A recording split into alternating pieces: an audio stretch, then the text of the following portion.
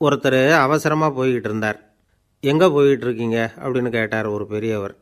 கடைக்கு போகிறேன் சார், சாமான் வாங்கிறதுக்கு அப்படின்னார். அங்கே போகிறதுக்கு முன்னாடி தெரிஞ்சிக்க வேண்டியதெல்லாம் தெரிஞ்சுக்கிட்டீங்களா அப்படின்னு கேட்டார் பெரியவர்.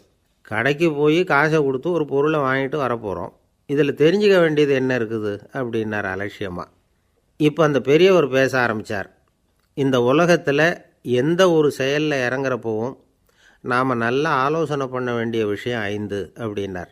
உதாரணமாக, ஒருத்தன் கடைக்கு போய் ஏதோ ஒரு பொருளை வாங்கிட்டு வர போகிறான்னு வச்சுக்கோங்களேன். அப்போ கூட அவன் 5 விஷயங்களை பற்றி தெரிஞ்சுக்க வேண்டியிருக்குது அப்படிங்கிறார் அவர்.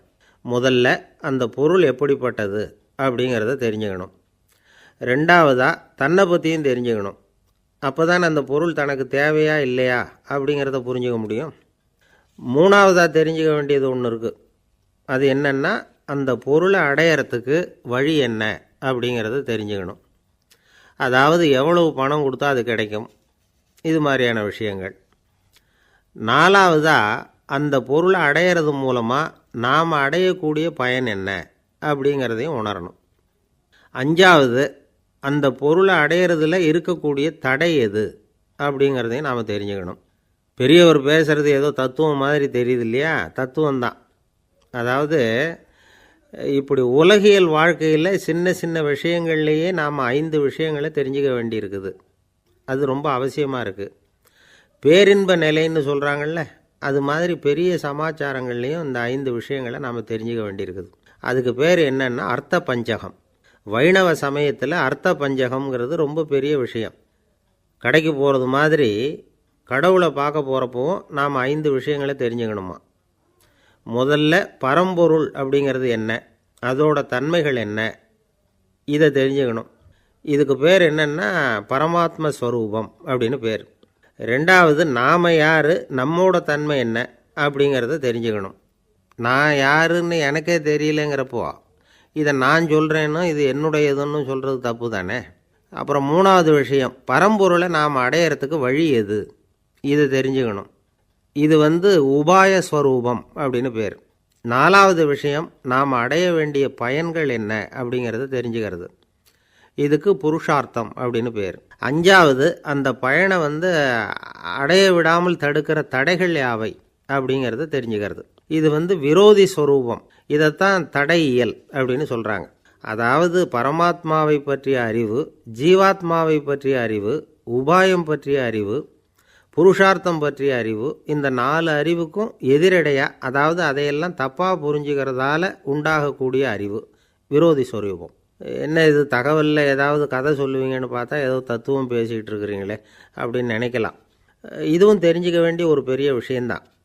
காதில் போட்டு வச்சா எப்போவாவது உபயோகப்படும்.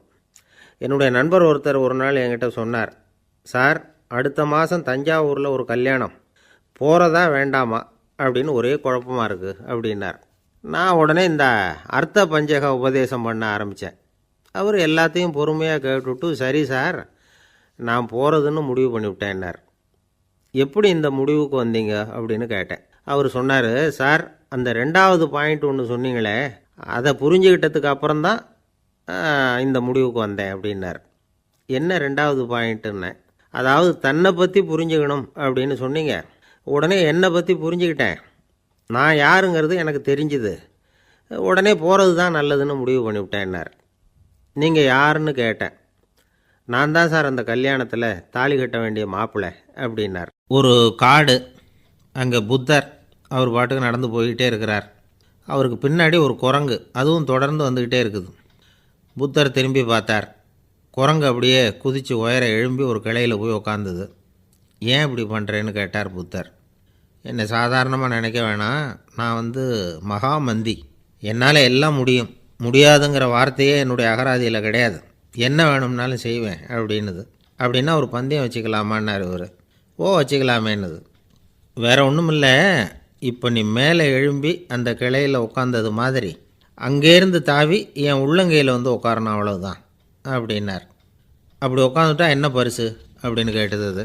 சொர்க்கத்தில் இருக்கிற மாமன்னன் மரகத சக்கரவர்த்தியை என்னோட இருக்கும்படியாக கூப்பிட்டுக்கிறேன். அந்த சமயத்தில் அவருடைய அரியணை அங்கே காலியாகிடும், நீ அதில் போய் உட்காந்துக்கலாம். பந்தயத்தில் தோத்துட்டா ஒரு கல்ப காலம் இந்த பூமியில் வாழ வேண்டியிருக்கும். அதுக்கு பிறகு தான் என்கிட்ட வர முடியும். என்ன சொல்கிற அப்படின்னார். குரங்குக்கு தாவறது ஒரு பெரிய காரியமா? இது எனக்கு ரொம்ப சாதாரண விஷயம். என்ன இப்போவே தாவட்டுமா அப்படின்னுது. சரின்னு சொல்லி உள்ளங்கையை நீட்டினார். அவருடைய கை தாமரை இலை அளவுக்கு அப்படியே விரிஞ்சுது. குரங்கு சௌகரியமாக வந்து உட்கார்றதுக்காக. குரங்கு தாவறதுக்கு தயாராச்சு. அதுக்கு முன்னாடி ஒரு சின்ன யோசனை அதுக்கு. இந்த கிளையிலேருந்து அந்த கைக்கு தாவறது எனக்கு ரொம்ப அற்பமான ஒரு வேலை. இது ரொம்ப சாதாரணம். என்னுடைய கௌரவத்துக்கு இது சரியாக இருக்காது. அதனால் நான் என்ன பண்ண போகிறேன்னா, இங்கேருந்து கிளையிலேருந்து அப்படியே உயர எழும்ப போகிறேன். எழும்பி மேல் உலகம் போய் அங்கே ஒரு சுற்றிவிட்டு அதுக்கப்புறம் அங்கேருந்து நேராக வந்து இந்த கையில் உட்கார போகிறேன் அப்படின்னு நினச்சிது.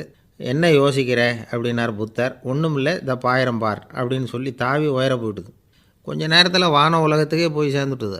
அங்கே போய் பார்த்தா அங்கே ஒரு 5 பளிங்கு தூண்கள் இளம் சிவப்பு நிறத்தில் நின்றுக்கிட்டு இருக்குது. குரங்கு நினச்சிக்கிட்டது, புத்தர்கிட்ட போய் இந்த பளிங்கு தூண்களை பார்த்தோம்னு சொன்னால் அப்படியே திகைச்சி போயிடுவார். இந்த தூணில் ஏதாவது அடையாளம் செஞ்சுட்டு போகணும் அப்படின்னு அந்த இடத்துல மிதந்துக்கிட்டே நினச்சிது. உடனே ஒரு தூணில் எழுதிச்சு. என்ன எழுதிச்சுன்னா, ஒரு மகா ஞானி இங்கே வந்துட்டு போகிறார் அப்படின்னு எழுதிச்சு. எழுதிவிட்டு அப்படியே கீழே தாவி வந்து புத்தரோட உள்ளங்கையில் உட்காந்துது. எப்படி பார்த்தீங்களா என்னுடைய வேலை? வான உலகத்துக்கே போய் அங்கே இருக்கிற 5 பளிங்கு தூண்களை பார்த்துட்டு அதில் நான் வந்த விவரத்தை எழுதி வச்சுட்டு அதுக்கப்புறம் இங்கே வந்திருக்கிறேன் அப்படின்னுது ரொம்ப பெருமையாக. அப்படியா அப்படின்னார் புத்தர். ஆமாம், சந்தேகமாக இருந்தால் வாங்க, அழைச்சிட்டு போய் காட்டுறேன் அப்படின்னுது அந்த குரங்கு. அதுக்கு தேவையில்லை, அப்படியே கொஞ்சம் கீழே குனிஞ்சு பார் தெரியும் அப்படின்னார் புத்தர். அங்கே பார்த்தா புத்தரோட உள்ளங்கை தெரிஞ்சுது. நல்லா உத்து பார்த்துது. அவரோட ஒரு விரலில் அது எழுதிய வாசகம் தெரிஞ்சுது. குரங்கு யோசனை பண்ணிச்சு, அப்படின்னா வானத்தில் நான் பார்த்தது புத்தரோட விரல்களா அப்படின்னு யோசிச்சுது. இதை புரிஞ்சுக்கிட்ட உடனே அந்த குரங்கோட கர்வம் அழிஞ்சு போச்சான். நம்ம மனசு தான் இந்த குரங்கு. மனம்ங்கிறதும் ஆணவங்கிறதும் ஒரு நாணயத்தின் 2 பக்கங்கள். மனம் உள்ளவரை ஆணவமும் இருக்கும். மனம் அழிஞ்சாதான் ஆணவம் அழியும். மனம் அழிய வேண்டும் அப்படின்னு பெரியவங்க சொல்கிறது இந்த அர்த்தத்தில் தான். நம்ம ஆளுங்க சவால் விடுறதெல்லாம் வேறு மாதிரி. ஒருத்தன் ஒரு வாய்க்காலை தாண்டுறேன்னு பந்தயம் கட்டி தாண்ட முடியாமல் வாய்க்காலில் விழுந்து காலை உடச்சிக்கிட்டு கட்டு போட்டுக்கிட்டு வந்தான். ஏன்டா அப்படின்னு கேட்டாங்க. நான் பந்தயம் கட்டின நேரம் சரியில்லை அப்படின்னா. எப்படிறான்னு கேட்டிருக்காங்க. வாய்க்காலில் தண்ணி இருக்கிற நேரமாக பார்த்து பந்தயம் கட்டியிருக்கணும் அப்படின்னானா. ஒரு ஊரில் ஒரு இளைஞன் இருந்தான். ஒரு நாள் அவன் ஒரு குருவை தேடிக்கிட்டு புறப்பட்டான். ஊரை விட்டு வெளியில் போனான். போகிற வழியில் ஒரு காடு. அந்த காட்டில் ஒரு மரத்தடியில் ஒரு பெரியவர் உட்காந்துருக்கிறார். அமைதியாக மௌனமாக அவர் அமர்ந்திருக்கிறார். இந்த பெரியவரை விசாரிக்கலாம், குருவை தேடி கண்டுபிடிக்கிறதுக்கு இவர் ஏதாவது ஒரு வழி சொல்லி கொடுப்பார் அப்படின்னு நினச்சிக்கிட்டு அவரை நெருங்கினான். ஐயா, எனக்கு ஒரு குரு தேவை, எங்கே கிடைப்பார்? அவரை எப்படி அடையாளம் கண்டுபிடிக்கிறது? அதை பற்றி ஏதாவது விவரம் சொன்னீங்கன்னா நான் கண்டுபிடிச்சிக்குவேன் அப்படின்ட்டுருக்கான். பெரியவர் நிமிர்ந்து பார்த்தார். தம்பி, அது ரொம்ப சுலபம். அவர் வயசானவராக இருப்பார். என்னை விட சுமார் 30 வயசு அதிகமாக இருக்கும். அவர் ஒரு மரத்தடியில் தான் உட்காந்துருப்பார் அப்படின்ட்டுருக்கான். சரிங்க பெரியவரே, அது என்ன மாதிரியான மரம், எப்படி இருக்கும் அப்படின்னு கேட்டிருக்கான். பெரியவர் அந்த விவரங்களையும் சொல்லியிருக்கிறாரு. அது மட்டும் இல்லை, சந்திக்கிற நாள், நேரம், வினாடி முதற்கொண்டு எல்லா விவரங்களையும் துல்லியமாக சொன்னாராம். இவ்வளவு விவரங்களை இவரால் எப்படி சொல்ல முடியுது அப்படின்னு இவனுக்கு ஆச்சரியம். இருந்தாலும் அந்த பெரியவர் கடைசியாக ஒரு விவரம் சொன்னார். அது என்ன தெரியுமா? எப்படியும் நீ அவரை சந்திக்கிறதுக்கு ஒரு 30 வருஷம் ஆகும் அப்படின்னு சொல்லிவிட்டாராம். ரொம்ப நன்றிங்க பெரியவரே அப்படின்னு சொல்லிவிட்டு அந்த இளைஞன் புறப்பட்டுருக்கான். இப்போ அவனுக்கு குரு பற்றின விவரம் எல்லாம் கிடச்சிட்டுது. சந்திக்கிற நேரமும் தெரிஞ்சுட்டுது. ஆனால் 30 வருஷம் அவரை தேடி அலைய வேண்டியிருக்குமே. அவன் தேட ஆரம்பித்தான். காடு மலை எல்லாம் சுற்றி அலைஞ்சான். பல வருஷங்கள் தேடினான். அழுத்து போயிட்டான். கடைசியில் அவனுக்கும் வயசாகிட்டுது. கடைசியில் தன்னுடைய சொந்த ஊருக்கே திரும்பி போய்கிட்டு இருந்தான். அங்கே ஒரு மரத்தடியில் அவன் தேடிக்கிட்டு இருந்த குருநாதர் கிடைச்சார். யார் அவருன்னா, 30 வருஷத்துக்கு முன்னாடி வழி சொல்லி கொடுத்தாருல அதே பெரியவர். அவருக்கு இப்போ 30 வயசு அதிகமாக இருந்தது. அதே மரம். அன்னைக்கு பெரியவர் சொன்ன அடையாளம் இப்போ பொருத்தமாக இருந்தது. இப்போ அந்த பெரியவர் சொன்னார், சரியாக வந்து சேர்ந்துட்டேன், வா, உனக்காக தான் நான் இவ்வளவு காலமும் காத்துக்கிட்டு இருந்தேன் அப்படின்னாராம். என்ன சொல்கிறீங்கன்றிருக்கான். 30 வருஷத்துக்கு முன்னாடி என்கிட்ட வந்தியே, அப்போவே என் காலம் வந்து முடிஞ்சு போயிருந்தது. அப்போவே என்ன உனக்கு அடையாளம் தெரியல, அதனால் இவ்வளவு காலம் உனக்காக காத்துட்ருக்கும்படி ஆகிட்டுது அப்படின்னாராம். ஐயா, அப்போவே நீங்கள் சொல்லியிருக்கலாமே, இதுதான் 30 வருஷம் கழித்து நீ சந்திக்க போகிற இடம், நான் தான் உன்னுடைய குரு அப்படின்னு சொல்லியிருக்கலாமே அப்படின்ட்டுருக்கான். அந்த பெரியவர் சிரிச்சுக்கிட்டே இதுக்கு பதில் சொன்னாராம். நான் எவ்வளவோ விவரமாக தான் சொன்னேன், நீ சரியாக புரிஞ்சிக்கல. காரணம், அப்போ நீ போதுமான அளவுக்கு பக்குவம் பெற்றிருக்கவில்லை. அதனால் புரியும் சக்தி இல்லாமல் போயிட்டுதப்போ 30 ஆண்டு காலம் நீ அலைஞ்சி திரிஞ்சிருக்கிற. அது காரணமாக இப்போ உனக்கு அந்த பக்குவம் வந்துட்டுது. அதனால தான் அடையாளம் காண முடிஞ்சுது. நானே உன்னுடைய குரு அப்படின்னாராம். இதிலேருந்து என்ன தெரியுதுன்னா, ஆன்மீகத்தில் மாணவனாக சேர்றதுக்கு கூட ஒரு பக்குவத்தன்மை தேவைப்படுது. ஒரு பெரிய ஞானி, அவர்கிட்ட ஒரு சீடனாக இருக்க ஒருத்தன் வந்தான், எதிரில் நின்னான். ஞானி அவனை வெகு நேரம் உற்று பார்த்தார். அப்புறம் சொன்னார், சீடனாக இருக்கிறது ரொம்ப சிரமம்னார். நான் தயாராக இருக்கிறேன்னா. அது இன்னமும் சிரமமாச்சே, இங்கே குருவாக இருக்கிறது மட்டுமே சுலபம் அப்படின்னாராம். அப்படின்னா நான் குருவாகவே ஆயிடுறேன் அப்படின்னானா. இது போலவே இந்த காலத்தில் கதை ஒன்று உண்டு. ஒரு பள்ளிக்கூடத்தில் வகுப்பு ஆசிரியர் மாணவனை திட்டிக்கிட்டு இருந்தார். டேய், நீ 100க்கு 10 மார்க்கு தான் வாங்கிக்கிட்டு இருக்க. இவ்வளவு மோசமாக நீ படித்தா கடைசியில் மாடு மேய்க்கிறது கூட லாய்க்கு இல்லாதவனா ஆகிடுவேன். அதுக்கப்புறம் என்ன செய்ய போகிறேன் அப்படின்னாராம். பையன் தலையை சொரிஞ்சிக்கிட்டே சொன்னானா, சார் அப்படின்னா ஒன்று செய்கிறேன் அப்படின்னானா. இவர் கேட்டிருக்கார், என்ன செய்ய போகிறேன்னு. வேறு என்ன சார், உங்களை மாதிரி ஒரு ஆசிரியர் ஆகிடுறேன் அப்படின்னானா. நம்மளில் சில பேர் ரொம்ப தைரியமாக இருப்பாங்க. நாம் கூட சொல்கிறது உண்டு, அந்த ஆளுகிட்ட வர்றதுக்கு எமன் கூட பயப்படுவான் அப்படின்னு சொல்கிறது உண்டு. தைரியசாலிகளை நெருங்கிறதுக்கு எமன் பயப்படுவான் அப்படின்னு சொல்கிறது உண்மை தான். அது பொய் இல்லை. மன வலிமை இருக்குது பாருங்கள், அது மனுஷனை காப்பாற்றும். இது மருத்துவ ரீதியான உண்மை. உடல் கோளாறுகள் மன ஆரோக்கியத்தை பாதிக்கும். மன எழுச்சி, மன போராட்டம் இதெல்லாம் உடல் இயக்கத்தில் மாறுதலை உண்டாக்குது.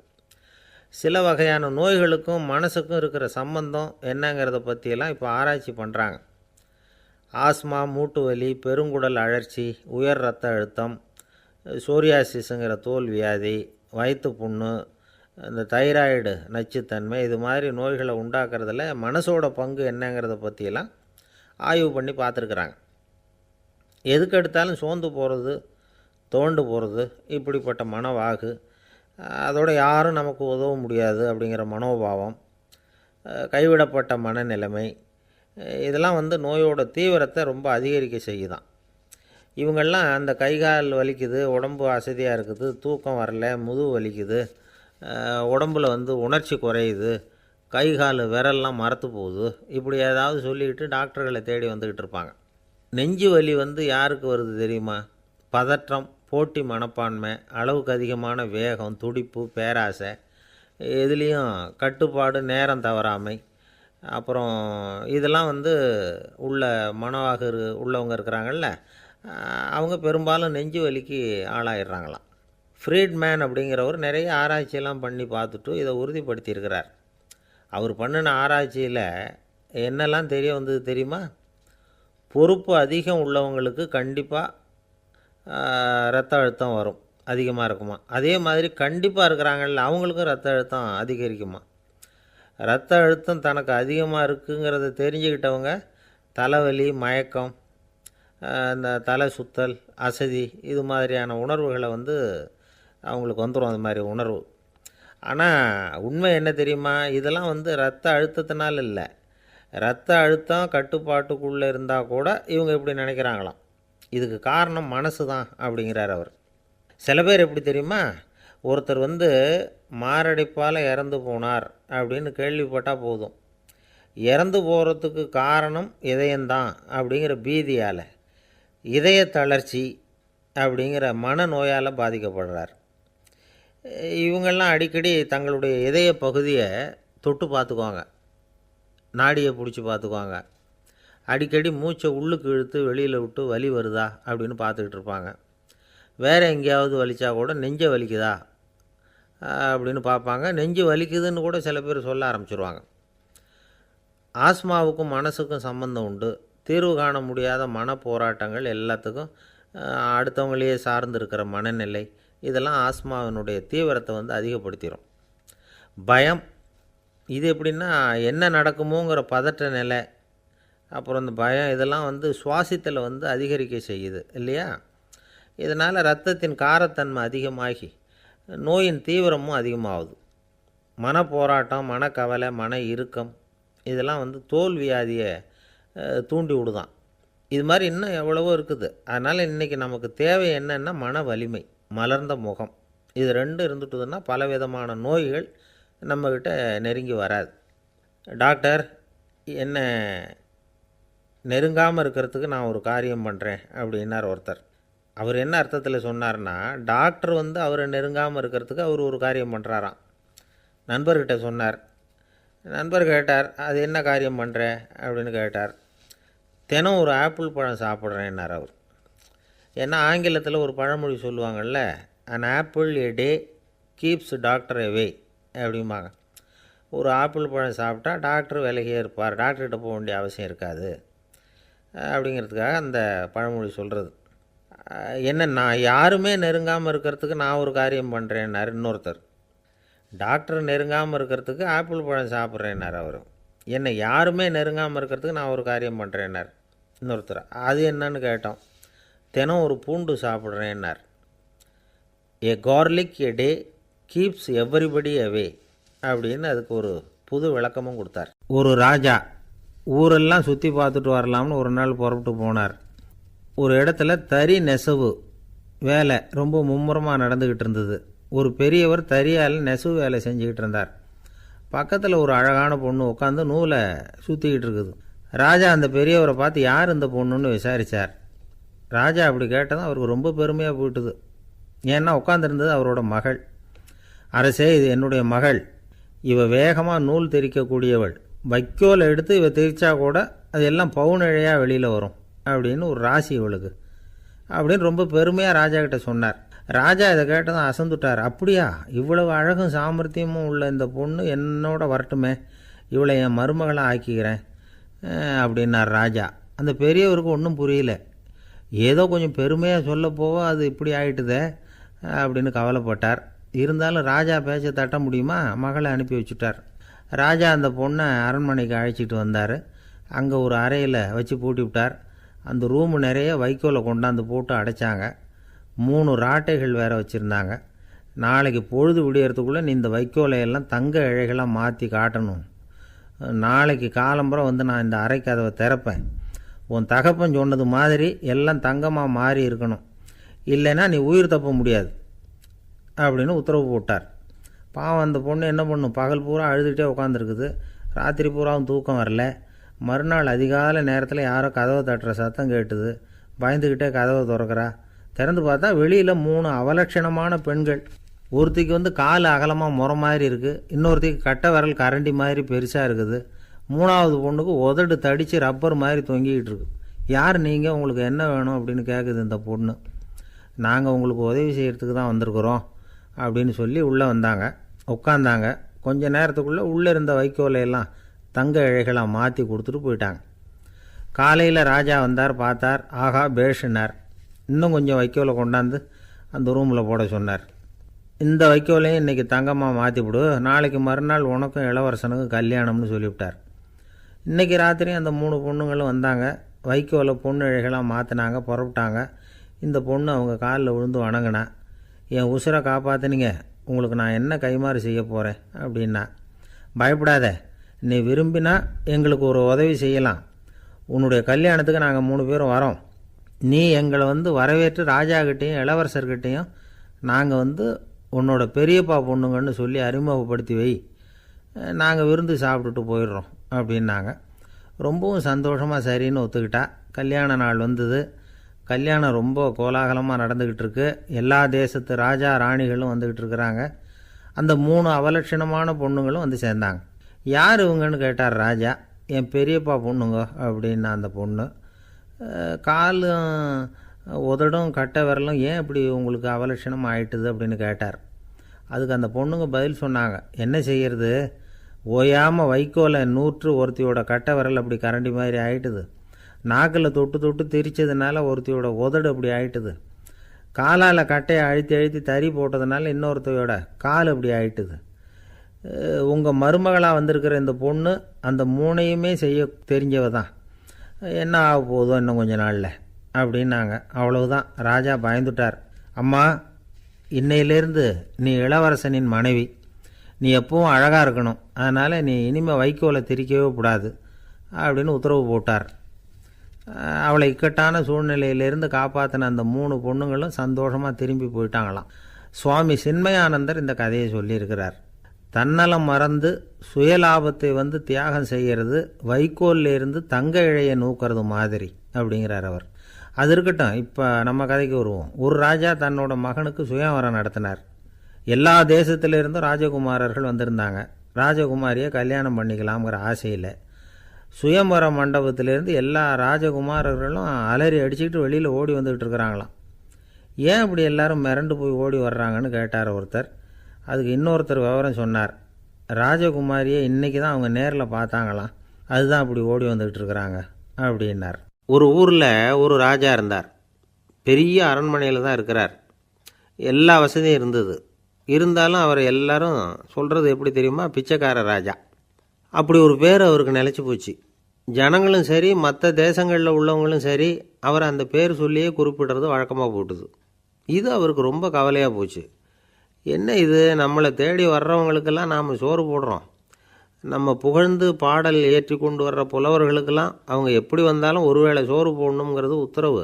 இவ்வளவுலாம் செஞ்சும் நம்மளை போய் பிச்சைக்கார ராஜான்னு எல்லாரும் சொல்கிறாங்களே, அது ஏன், எதுக்காக இப்படி சொல்கிறாங்க? இதுதான் ராஜாவுக்கு குழப்பம். சரி, இதை பற்றி நம்ம அமைச்சர்கள்கிட்ட கேட்கலாமா அப்படின்னு யோசனை பண்ணார். இந்த விஷயத்தை போய் அவங்கக்கிட்ட எப்படி கேட்குறதுன்னு அவருக்கு தயக்கமாக இருந்தது. கௌரவ குறைச்சலாக தெரிஞ்சுது அவருக்கு. சரி, சாதாரண குடிமக்கள்கிட்ட இதை பற்றி கேட்கலாமா அப்படின்னு யோசனை பண்ணார். கேட்கலாம், ஆனால் அவங்க யாரும் ராஜா முன்னாடி நின்று தைரியமாக பேசக்கூடிய அளவுக்கு இல்லை. ராஜாவோட குழப்பம் நாளுக்கு நாள் அதிகமாக போச்சு. கடைசியாக அவர் ஒரு முடிவுக்கு வந்தார். அதாவது இதை பற்றி ஒரு பிச்சைக்காரங்கிட்டே கேட்டு பார்த்துட்டா என்ன. இதுதான் அவர் பண்ண முடிவு. உடனே மாறு வேஷம் போட்டுக்கிட்டு நகர்வலம் போனார். ஒரு பிச்சைக்காரனை கண்டுபிடிச்சார். இதை பாருப்பா, நம்ம ராஜாவை எல்லாரும் பிச்சைக்கார ராஜான்னே சொல்கிறாங்களே, அதுக்கு என்ன காரணமாக இருக்கும் அப்படின்னு கேட்டார். அதுக்கு அவன் சொல்கிறான், இதுக்கான பதிலை இன்னும் ஒரு 30 நாளில் சொல்கிறேன் அப்படின்னா. உடனே இவருக்கு சந்தோஷம். உண்மையை அவங்ககிட்ட சொன்னார். நான் வேறு யாரும் இல்லை, நான் தான் இந்த நாட்டு ராஜா. இப்போ நீ என் கூடவே வந்துடு, அரண்மனையிலேயே தங்கிக்கோ. 30 நாள் கழித்து எனக்கு பதில் சொல்லிவிட்டு அதுக்கப்புறமா நீ போகலாம் அப்படின்னு சொல்லி அழைச்சிட்டு வந்துட்டார். அரண்மனையில் ஒரு மூலையில் அவன் தங்கறதுக்கு இடம் கொடுத்தார். தினம் 2 வேளையும் இவனுக்கு சோறு போடுங்க அப்படின்னு உத்தரவு போட்டார். ராஜா கொடுத்த இடத்துல போய் உக்காந்துக்கிட்டான் அந்த பிச்சைக்காரன். தினமும் அந்த அரண்மனையில் நடக்கிறதையெல்லாம் கவனிச்சிக்கிட்டு வந்தான். வேளைக்கு சாப்பாடு வரும், சாப்பிட்டுக்கிட்டு இருக்கான். இப்படி 30 நாள் முடிஞ்சுது. ராஜா வந்தார். என்ன, என்னோட கேள்விக்கு பதில் என்னன்னு கண்டுபிடிச்சிட்டியான்னார். கண்டுபிடிச்சிட்டேன்னா. என்ன எல்லாரும் பிச்சைக்கார ராஜான்னு சொல்கிறாங்களே, அது நியாயமாக படுதா உனக்குன்னு கேட்டார். நியாயமாக தான் படுது, சந்தேகம் இல்லாமல் நீங்கள் பிச்சைக்கார ராஜா தான். என்ன தான் நீங்கள் வசதியோடவும் படைபலத்தோடவும் இருந்தால் கூட நீங்கள் எங்கள் வர்க்கத்தை சேர்ந்த ஆசாமி தான் அப்படின்னு அடித்து சொல்லிவிட்டான் அந்த ஆள். ஏனால் அப்படி சொல்கிறேன்னு கேட்டார் இவர். அரசே, ஒரு உண்மையை கண்டுபிடிச்சி சொல்கிறதா நான் உங்ககிட்ட சொன்னேன். நீங்கள் ராஜ பரம்பரைன்னா உடனே உங்கள் கழுத்தில் கிடக்கிற முத்து மாலையை கழட்டி பரிசாக கொடுத்துருப்பீங்க, பொன்னையும் மணியையும் கொடுத்துருப்பீங்க. ஆனால் நீங்கள் அப்படி செய்யலை. என்னை ஒரு மூலையில் உட்கார வச்சு 2 வேளை சோறு போட சொன்னீங்க. உங்களை தேடி யார் வந்தாலும், யார் பாராட்டி பேசினாலும் அல்லது பிரச்சனைகளை சொன்னாலும் நீங்கள் செய்கிற ஒரே காரியம் சோறு போடுறது தான். பிச்சைக்காரனுக்கு சோறு மட்டும்தான் உலகம். உங்கள் விஷயத்திலையும் நீங்கள் அப்படி தான் நினைக்கிறதாக தெரியுது. நல்லா கவனிங்க. எந்த ஒரு பிரச்சனைக்கும் சோறு தான் முடிவுன்னு நினைக்கிறீங்க பாருங்கள். நீங்கள் சந்தேகமில்லாத எங்களை சேர்ந்த ஆள் தான் அப்படின்னு விட்டான் அந்த பிச்சைக்காரன். அதுக்கப்புறம் தான் அந்த ராஜா தன்னுடைய தவறுகளையெல்லாம் திருத்திக்கிட்டாராம். பசின்னு வர்றவங்களுக்கு சோறு தான் போடணும், அது தப்பு இல்லை. பாராட்ட வர்றவங்களுக்கெல்லாம் சோத்தையே போட்டு அனுப்புனா இப்படி தான் பேர் வரும். எனக்கு தெரிஞ்ச ஒருத்தர் தினமும் யாராவது ஒருத்தரை தன் வீட்டுக்கு அழைச்சிட்டு போவார், சாப்பாடு போட்டு அனுப்புவார். முன்னறிவிப்பு இல்லாமல் திடீர்னு ஒரு விருந்தாளியோட வீட்டில் போய் இவர் நிற்கிறது வழக்கம். அந்த அம்மாவும் இவருக்காக தயார் பண்ணி வச்சுருந்ததை இவர் அழைச்சிட்டு வந்திருக்கிற விருந்தாளிக்கு போட்டுருவாங்க. விருந்தாளி சாப்பிட்டுட்டு போனதுக்கப்புறம் இவர் மனைவிகிட்ட உனக்கு சிரமம் வேணாம் அப்படின்னு சொல்லிவிட்டு பக்கத்தில் உள்ள ஒரு ஹோட்டலுக்கு போய் காசு கொடுத்து சாப்பிட்டுட்டு வந்துடுவார். பல நாள் இப்படி நடக்கும். ஒரு நாள் அவரை தனியாக கூப்பிட்டுக்கிட்டு போய் ஏன் இப்படி பண்ணுறீங்கன்னு கேட்டோம். அதுக்கு அவர் சொல்கிறாரு, எங்கள் வீட்டு சாப்பாட்டிலேருந்து தப்பிக்கிறதுக்கு எனக்கு வேறு வழி எதுவும் தெரியல சார், அதனால தான் இப்படி பண்ணிகிட்ருக்கிறேன் அப்படின்னார் ரொம்ப பரிதாபமாக. ஒரு நண்பர் அவர்கிட்ட பேசிக்கிட்டு இருந்தேன். மனித உறவுகள் பற்றி அவர் சொல்லிகிட்டு இருந்தார். அமெரிக்காவில் தந்தை மகன் உறவு எப்படி இருக்குது அப்படிங்கிறத விளக்கிறதுக்கு அவர் ஒரு கதையை சொன்னார். ஒரு அப்பா பகல் பூராவும் அலுவலகத்தில் வேலை, ஓடி ஆடி உழைச்சிக்கிட்டு களைச்சி போய் ராத்திரி 10 மணிக்கு மேலே வீடு திரும்பினான். வீட்டு வாசலில் அவரோட மகன் காத்துக்கிட்டு இருக்கிறான். இன்னமும் தூங்கலை. அப்பாவை வாசல்லையே தடுத்து நிறுத்தி, அப்பா உனக்கு சம்பளம் எவ்வளவு அப்படின்னு கேட்குறான். ஏற்கனவே ஆஃபீஸு பிரச்சனைகளால் அலுத்து போய் திரும்புகிற அப்பாவுக்கு கோவம் வந்துடுது. என்னடா இப்படிலாம் கேளுன்னு உங்கள் அம்மா உனக்கு சொல்லி கொடுத்தாளா அப்படின்னு சொல்லிவிட்டு உள்ளே போய் சட்டையை கட்டி மாட்டிவிட்டு குளிச்சுவிட்டு மறுபடியும் வெளியில் வந்து உடையை மாற்றுகிற சமயம் அப்போ மறுபடியும் மகன் உள்ளே வந்து நிற்கிறான் அவர் முன்னாடியே. அப்பா உனக்கு எவ்வளவு சம்பளங்கிறான் மறுபடியும். அப்பாவுக்கு எரிச்சல் அதிகமாகிட்டுது. மணிக்கு $20 போதுமா அப்படின்னார். அப்படின்னா எனக்கு ஒரு $10 தர முடியுமான்னா மகன். இதுக்கு தான் என் சம்பளம் எவ்வளவுன்னு கேட்டியா? 2ஆம் வகுப்பு படிக்கிற உனக்கு எதுக்குடா $10 அப்படின்னு கத்திவிட்டு தொலைக்காட்சி பெட்டியின் முன்னாடி போய் உட்காந்துக்கிட்டு ஏதோ நிகழ்ச்சியை பார்க்க ஆரம்பிச்சிட்டார். கொஞ்ச நேரம் கழித்து மறுபடியும் மகன் வந்து நிற்கிறான். அப்பா ப்ளீஸ் எனக்கு ஒரு $10 கொடுக்க முடியுமா? மகனுடைய கண்களில் கண்ணீர். என்னடா அவன் கண்ணீரை காட்டி காரியம் சாதிக்கலாம்னு பார்க்குறியா? ஒரு காசு கூட கொடுக்க மாட்டான் போ அப்படின்னு விரட்டி விட்டான். மகன் கண்ணீரை தொடச்சிக்கிட்டே கண்ணை தொடச்சிக்கிட்டு பேசாமல் போய் படுத்துக்கிட்டானான். கொஞ்ச நேரம் ஆச்சு. அப்பாவோட கோபம் கொஞ்சம் கொஞ்சமாக குறைஞ்சிது. பிள்ளைகிட்ட கோபமாக கத்துனது தப்பு தாங்கிறது புரிஞ்சுது அவனுக்கு. எழுந்திரிச்சு போனான். படுக்கை இறக்கி போனான். மகனை பார்த்தான். அவன் தலையணையை கட்டி பிடிச்சிக்கிட்டு அழுதுகிட்டு இருக்கிறான். அவனை மெல்ல நெருங்கி அவங்ககிட்ட எதமாக பேசுகிறதுக்கு ஆரம்பித்தானான். எதுக்குடா உனக்கு $10 பள்ளிக்கூடத்தில் கேட்டாங்களா அப்படின்னு கேட்டானான். மகன் சொல்லியிருக்கான், இல்லை டாடி, உனக்கு 1 மணி நேரம் சம்பளம் $20ன்னு சொன்னேன். நீ ஏற்கனவே எனக்கு கொடுத்த பாக்கெட் மணி $10 என்கிட்ட இருக்குது. இப்போ நீ இன்னொரு $10 கொடுத்தீங்கன்னா அதையும் சேர்த்து $20 ஆகிடும். அந்த $20 நான் உனக்கு கொடுத்துருவேன். அப்படி கொடுத்தா நீ என் கூட 1 மணி நேரம் செலவழிப்ப இல்லையா? அதுக்காக தான் $10 கேட்டேன் அப்படின்னு சொன்னானான். அந்த அப்பா கண்ணு கலங்கி போச்சான். ஆதரவோடு தன்னுடைய மகனை கட்டி பிடிச்சி அழ ஆரம்பிச்சிட்டாராம். இதுதான் நண்பர் சொன்ன கதை. அமெரிக்கா மட்டும் இல்லை, உலகம் பூராவும் இன்றைக்கி மனித உறவுகள் இப்படி தான் மாறிட்டுருக்கு. பெரியவர்கள் அறிவுரை என்ன தெரியுமா? உங்கள் குழந்தைகளிடமிருந்து குழந்தை பருவத்தை பிரித்து விடாதீர்கள் அப்படிங்கிறது தான். அதாவது இன்றைய குழந்தைகள் தங்கள் பிருந்தாவனத்தை இழந்து விடுகிறார்கள் அப்படிங்கிறது அவங்களுடைய கருத்து. இந்த நிலைக்கு நாம் காரணமாக இருந்துடக்கூடாது. குழந்தைகளோட விளையாடுவோம், குடும்பத்தோடு உறவாடுவோம் அப்படிங்கிறது தான் நம்முடைய நோக்கமாக இருக்கணும். இன்றைய உறவு முறைக்கு இன்னொரு உதாரணம் சொல்லுவாங்க. ஒருத்தர் வந்தாராம். அவர் பக்கத்தில் ஒரு சின்ன பையன். நாம் அவரை விசாரிக்கிறோம், யார் இந்த பையன் அப்படின்னா அவர் சொல்கிறார், இவன் எனக்கு தூரத்து உறவு அப்படின்னாராம். இந்த தூரத்து உறவுன்னா எப்படின்னு இருக்கான். இதுக்கு அவன் சொல்லியிருக்கிறான், இவன் எங்கள் அப்பாவுக்கு 8வது புள்ளை அப்படின்னானான். அந்த காலத்தில் அண்ணாமலை ரெட்டியார்னு ஒருத்தர் இருந்தார். அவர் வெங்கனூர் அப்படிங்கிற கிராமத்தில் இருந்தார். அங்கேருந்து விருத்தாசலம் கோவிலுக்கு தவறாமல் போயிட்டு வந்துக்கிட்டு இருந்தார். இடையில் வெள்ளாறு. அதில் ஒரு சமயம் வெள்ளம் வந்துட்டுது. இவரால் போக முடியல. அதோட விளைவு வெங்கனூர்லேயே ஒரு கோவில் கட்டணும் அப்படின்னு முடிவு பண்ணார், சிவாலயம். அந்த சமயத்தில் வடநாட்டில் பஞ்சம். அதனால் அங்கே இருந்த பல சிற்பிகள் தென்னாட்டை நோக்கி வர ஆரம்பித்தாங்க. அவங்க வெங்கனூர் வழியாக வர்றது தெரிஞ்சதும் இவர் போய் பார்த்தார். இங்கே ஒரு கோவில் கட்டணும், அதுக்கு நீங்கள் உதவணும்னார். பஞ்ச காலத்தில் இப்படி ஒரு வாய்ப்பு கிடைச்சதில் அவங்களுக்கும் ரொம்ப மகிழ்ச்சி. உற்சாகத்தோடு ஒத்துக்கிட்டாங்க. ஆலய திருப்பணி ஆரம்பமாச்சு.